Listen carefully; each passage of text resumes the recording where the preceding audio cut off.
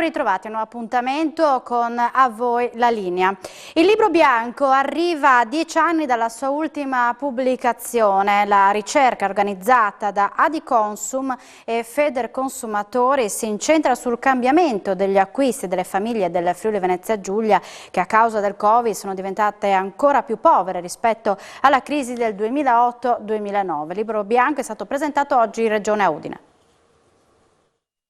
La pandemia ha costretto più della metà delle famiglie del Friuli Venezia Giulia a modificare il proprio stile di consumo, con la riduzione degli sprechi e degli eccessi, la rinuncia all'acquisto di alcuni beni e servizi e una maggiore ricerca di offerte e promozioni, modificando i punti d'acquisto attraverso un maggiore ricorso all'e-commerce. È quanto emerge dal Libro Bianco, la ricerca promossa da Federconsumatori e Adiconsum, finanziata dalla Regione, realizzata con la collaborazione delle 2 università regionali e della SVG di Trieste. Allora, gli elementi di rilievo sono numerosi. Diciamo certo una cosa importante è la percezione delle persone, la percezione dei cittadini, ma più che la percezione anche come hanno pagato, diciamo così, sulla propria pelle dal punto di vista economico le conseguenze del Covid. Ecco, uno degli aspetti che emergono dall'indagine è appunto questa aumentata, se non povertà, difficoltà economica. Non è aumentata in maniera generalizzata naturalmente, ma comunque in maniera significativa in segmenti particolari della popolazione.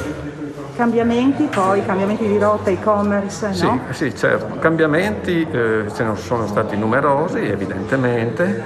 Uno molto importante che deriva dal fatto che l'indagine può essere messa in sequenza storica con l'indagine che è stata effettuata 10 anni fa sugli stessi temi e la grande ascesa dell'e-commerce.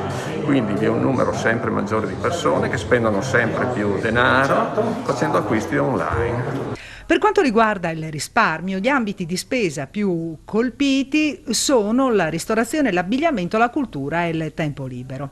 Dalla ricerca emergono anche le preferenze per i prodotti locali, che arrivano all'86% dei consumatori, nonostante siano considerati più cari rispetto a quelli provenienti da più lontano, a testimonianza che il consumatore cerca sempre di più la qualità.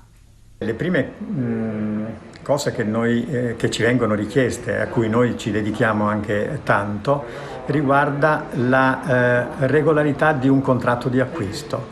Quindi quando acquistiamo un prodotto, per i consumatori è necessario capire tutto quello che è necessario sapere sul tipo di prodotto, ai fini comunque della bontà della salute, se parliamo di prodotti di prima necessità, e così anche per tutti gli altri prodotti. Questo è l'aspetto fondamentale, comunque capire ciò che si acquista, avere certezza della provenienza, dell'effetto che questo produce sulla persona, e quindi questo è il primo dato, e come difendersi e far rispettare un contratto di acquisto senza che ci siano imbrogli sotto. Per quello che riguarda l'associazione dei consumatori, rispetto a quella che abbiamo fatto circa 11 anni fa, abbiamo verificato una maggior consapevolezza del consumatore rispetto ai suoi diritti.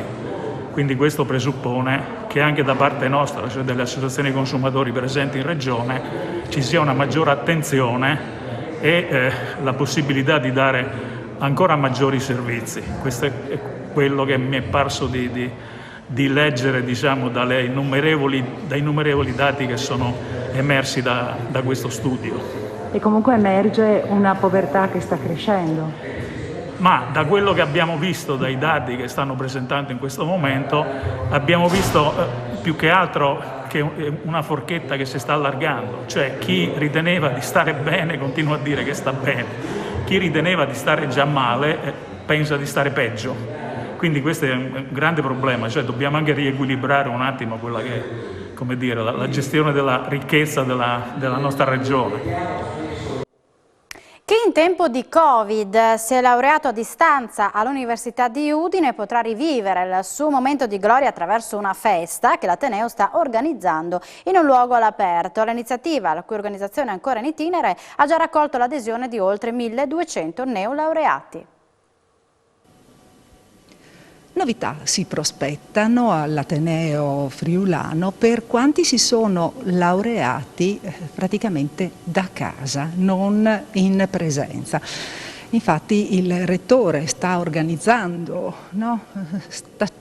sta cercando di mettere insieme tanti elementi per riuscire a dare un riconoscimento anche pubblico a tutte queste persone. E sono tante, 1000, quante sono? 1200? Sì, beh, diciamo che quando siamo stati costretti al lockdown avevamo preso un impegno, abbiamo fatto una promessa, insomma, a tutti gli studenti che sono stati costretti a laurearsi da casa, cioè, alcuni hanno avuto poi la possibilità di laurearsi naturalmente in presenza nelle fasi, diciamo, di minor pressione del virus, e sia pure con pochi, diciamo, parenti e amici. Invece per coloro che proprio sono laureati dal giardino, dal salotto, dalla taverna, eccetera, l'idea era quella la promessa è: un giorno ci ritroveremo e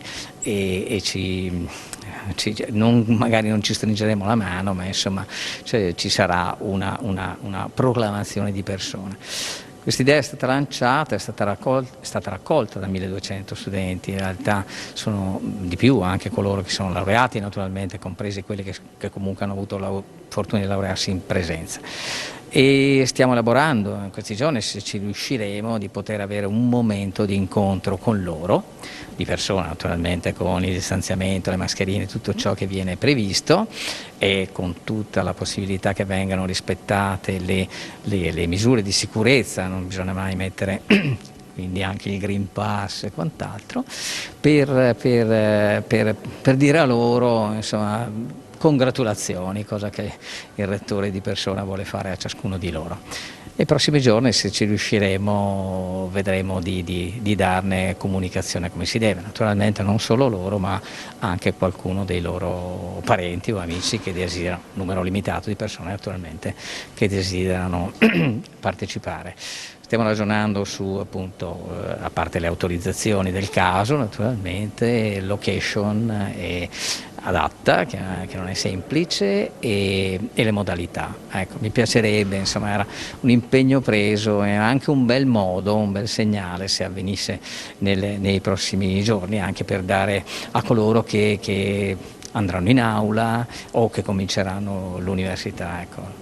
Come ho sempre detto, l'università, tanto più l'Università di Udine, ha diversi momenti di contatto con lo studente, che non è solo il periodo di studio o un percorso da casello a casello.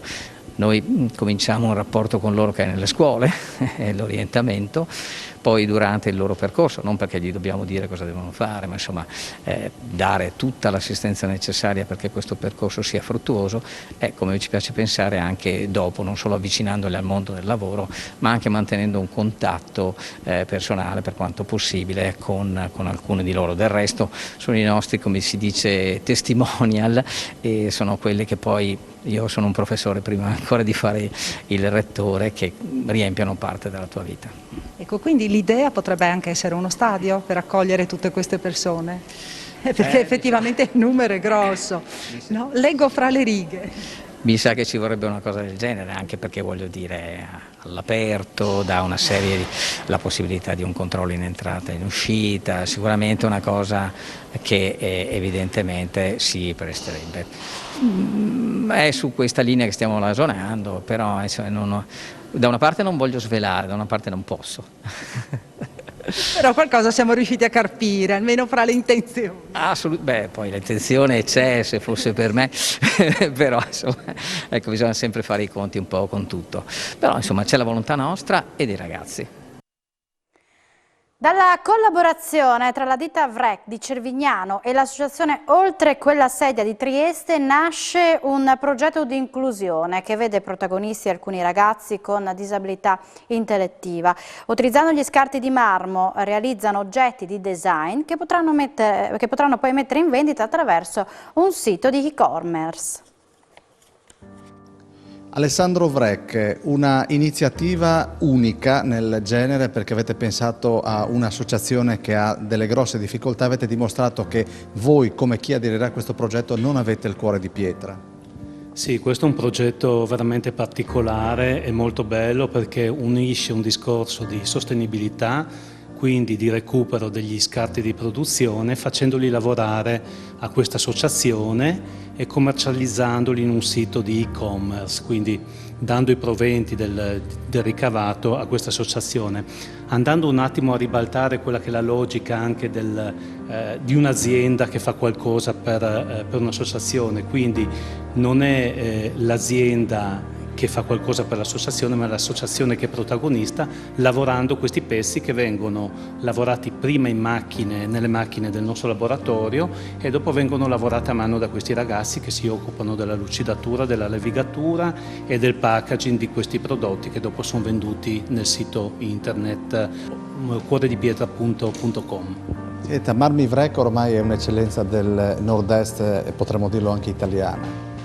Sì, è un'azienda storica del territorio, un'azienda che ha 60 anni di storia, una storia molto particolare, molto bella, con la fondazione dell'azienda da parte di nostro padre e nel 2008 l'ingresso dei figli, quindi è un'azienda che lavora su più settori, innanzitutto quello croceristico. Noi siamo locati fra i due principali cantieri di Fincantieri, ma lavoriamo anche nel settore residenziale, quindi progetti fra Costa Azzurra, Monte Carlo, New York, Londra, e anche mega yacht negli ultimi 5 anni, dove c'è un'attenzione incredibile per la qualità e quindi riusciamo a esprimerci molto bene come le aziende che fanno il Made in Italy.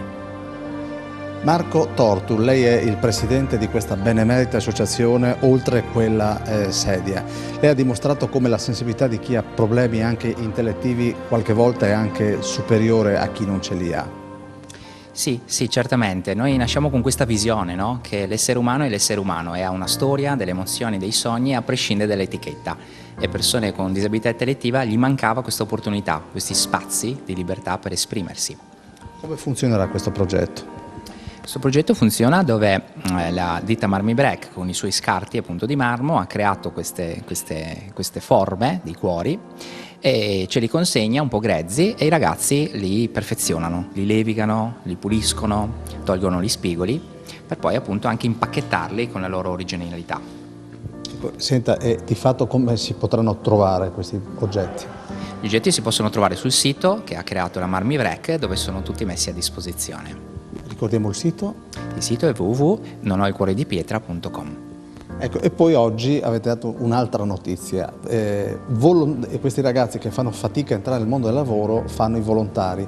Ci dica anche come. Sì, il tema del lavoro per le persone con disabilità è un temone e noi abbiamo attivato questa situazione di utilità sociale, cioè facciamo i volontari, ci rendiamo utili, quindi passiamo dall'essere aiutati come disabili a essere utili come persone, cercando situazioni sul territorio, in questo caso a Trieste, dove fare i volontari, e ne abbiamo trovate parecchie.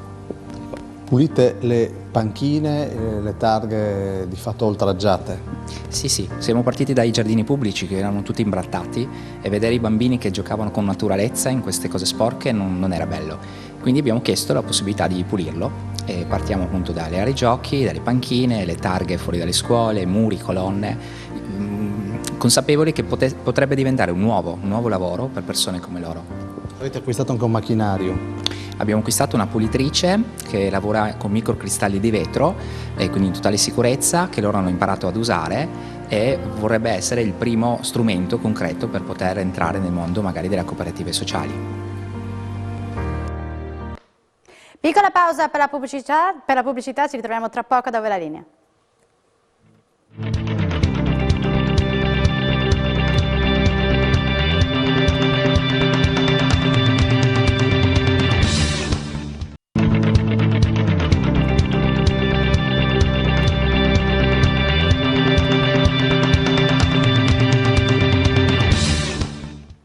Bentornati a Da Voi la linea. Parte domenica il campionato di Serie B del calcio femminile, e per il Tavagnacco subito un impegno casalingo contro il Cesena. Le giallo-blu si sono presentate oggi nella sala Feruglio del Comune. Allora andiamo da Francesca Spangaro, che ha seguito per noi la conferenza. Buongiorno Alexis, buongiorno a tutti i telespettatori. Siamo a Feletto in sala Feruglio per la presentazione del Tavagnacco, che parte per la sua stagione in Serie B con l'impegno casalingo contro il Cesena. Allora siamo pronti a partire. Per il Comune cosa rappresenta continuare insomma ad avere una squadra che milita nei piani alti del calcio femminile?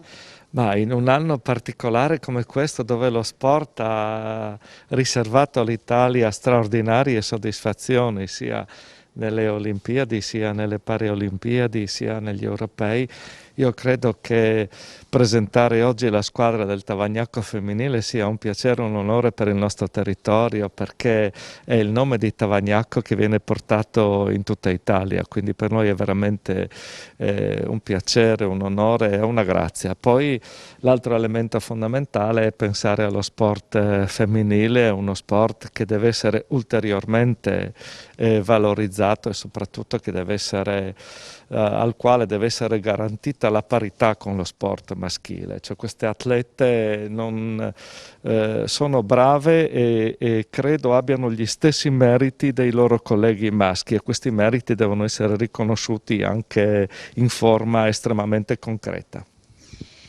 Presidente, il Tavagnacco continua ad esserci, a lavorare, è sempre meno facile, lo diciamo, insomma, soprattutto per una realtà insomma, che continua ad operare come state operando voi. Con che emozione si approccia a questo nuovo campionato e con che ambizioni?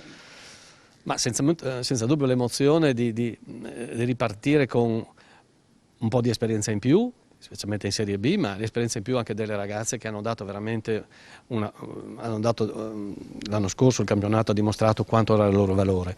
Per cui quest'anno è stata di confermare e nello stesso tempo di andare a vedere fino in fondo fino dove siamo arrivati. Certamente andando a vedere gli avversari capiremo esattamente la misura e quant'altro.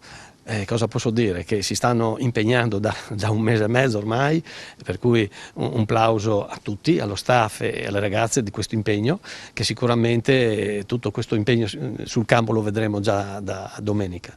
Dall'altra parte posso dire che sono felicissimo di vedere comunque un settore giovanile che praticamente è raddoppiato quest'anno, che potrà dare comunque lustro sia al comune sia alle ragazze nei prossimi anni, vedere un momentino dei ricambi all'altezza di queste campionesse ovviamente.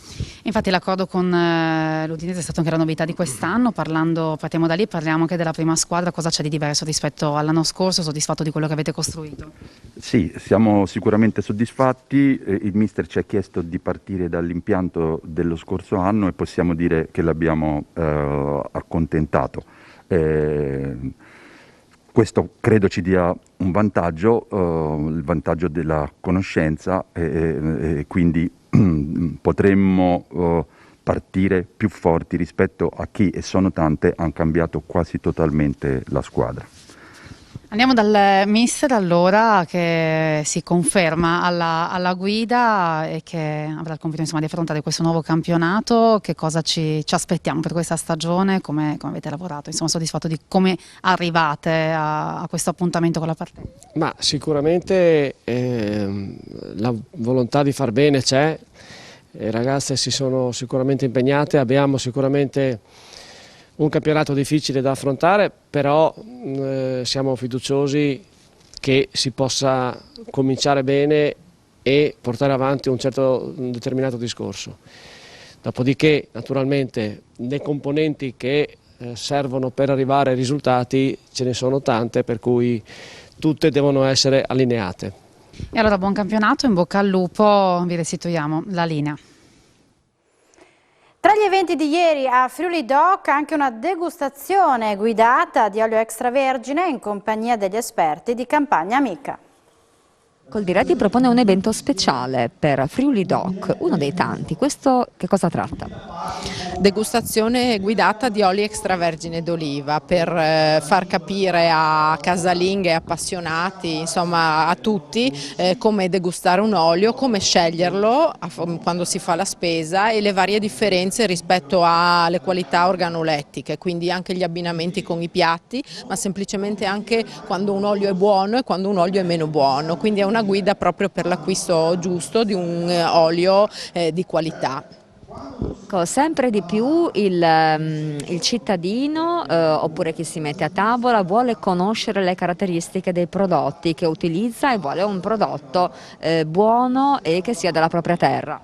Esattamente, e noi come Coldiretti Campagna Amica cerchiamo di soddisfare queste esigenze e questa curiosità dei consumatori attraverso attività di divulgazione e approfondimento. Insieme alla vendita diretta nei mercati di Campagna Amica, dove i produttori vendono e raccontano i propri prodotti, accompagniamo con eventi come questo per guidare un po' e soddisfare queste curiosità, quindi da come si legge un'etichetta, a come scegliere un prodotto, a perché un prodotto ha un determinato prezzo rispetto alla qualità della materia prima e al lavoro che c'è dietro per produrlo. Quindi la funzione di Campagna Amica e dei mercati è anche quella di aiutare i consumatori verso un uso del cibo consapevole, un uso del cibo di qualità e anche delle scelte etiche rispetto appunto al consumo del cibo, che è un aspetto molto importante da non sottovalutare, e oltretutto è un valore aggiunto che si dà alle produzioni agricole locali e quindi si sostiene il territorio attraverso l'acquisto di prodotti a chilometro zero.